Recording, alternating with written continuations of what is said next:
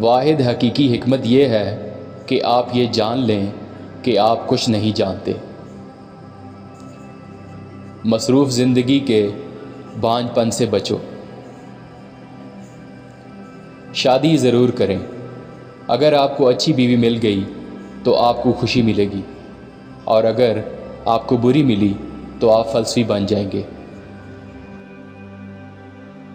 وہ انسان سب سے زیادہ امیر ہے جو کم پر مطمئن ہے، کیونکہ قناعت فطری دولت ہے۔ حقیقی حکمت ہم میں سے ہر ایک کو تب آتی ہے جب ہمیں احساس ہوتا ہے کہ ہم زندگی، اپنے آپ اور اپنے ارد گرد کی دنیا کے بارے میں کتنا کم جانتے ہیں۔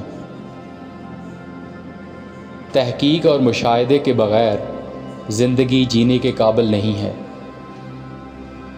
ایک ہی اچھائی ہے، علم، اور ایک ہی برائی ہے، جہالت۔ میں کسی کو کچھ نہیں سکھا سکتا، میں تو بس لوگوں کو سوچنے پر مجبور کر سکتا ہوں۔ حیرت حکمت کا آغاز ہے۔ نرمی سے پیش آؤ، کیونکہ ہر انسان اپنی زندگی میں سخت جنگ لڑ رہا ہے۔ پختہ ذہن خیالات پر بحث کرتے ہیں، اوس ذہن واقعات پر بحث کرتے ہیں، جبکہ کمزور ذہن لوگوں پر بحث کرتے ہیں۔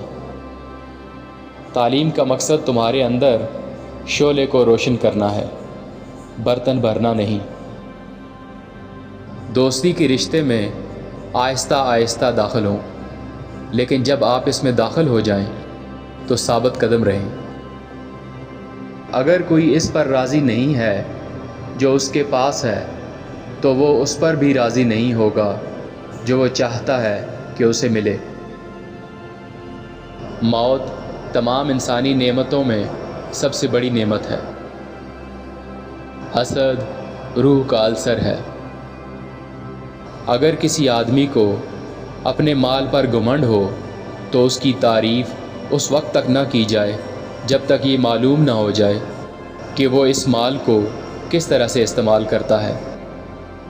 یاد رکھیں، انسانی معاملات میں کوئی چیز مستقل نہیں ہے، اس لیے خوشحالی میں بے جا خوشی یا مصیبت میں بے جا افسردگی سے بچیں۔